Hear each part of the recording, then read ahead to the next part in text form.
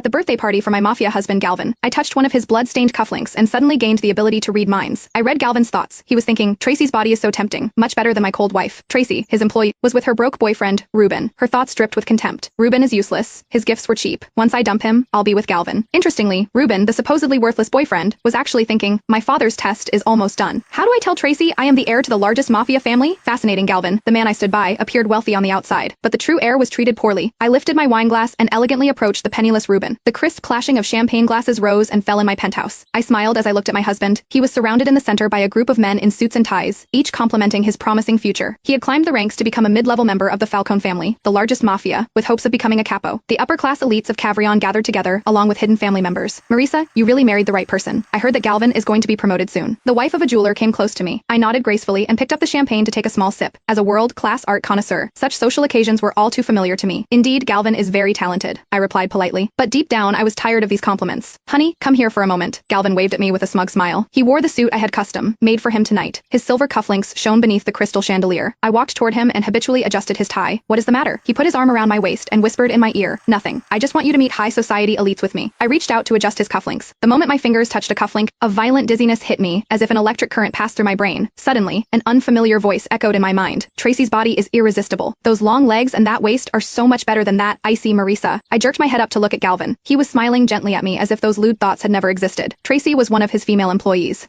What was this? A hallucination, Galvin thought. Hopefully, Marisa didn't notice the bloodstains on my cufflinks. That idiot last night deserved it. My heart pounded as I forced myself to maintain a calm facade. Were these voices? Galvin's inner monologue? I looked around the living room, trying to comprehend what had just happened. Suddenly, more voices flooded my mind like a tidal wave. Galvin's a freeloader. If it weren't for his rich wife, Marisa, supporting him, what would he be? Just a nobody in the family. Marisa's art collection is so enviable. If only I could get my hands on them. The lobsters tonight aren't fresh enough, but who dares complain? How much did this party cost? Marisa's art business must be doing very well. I could hear everyone's thoughts. This supernatural ability both shocked and excited me. Behind everyone's smiles lay all sorts of secrets and malice. Suddenly, an unfamiliar thought entered my mind. Ruben, Tracy's boyfriend, who was a low-level driver working odd jobs for the family. He wore an ordinary black suit, making him look out of place. Most customers ignored him as if he were invisible. When I focused on listening to his thoughts, what I heard shocked me the most. How am I supposed to explain to Tracy that I am the heir to the Falcone family? Father's test is almost over. It is time to wrap things up, Ruben wondered. What? This seemingly unremarkable man is the heir to the most powerful mafia family? I thought as I turned to Tracy, who was standing next to Ruben. The moment our eyes met, Tracy's thoughts made my blood almost freeze. Marisa doesn't know. What a stupid woman. Galvin and I have slept together countless times. That penniless Ruben's birthday present is an insult. A stupid wooden bird. He'll always be a lowlife. I've had enough of poverty. Galvin says he'll be a capo soon. I'll be the woman of a high-ranking mafia member soon.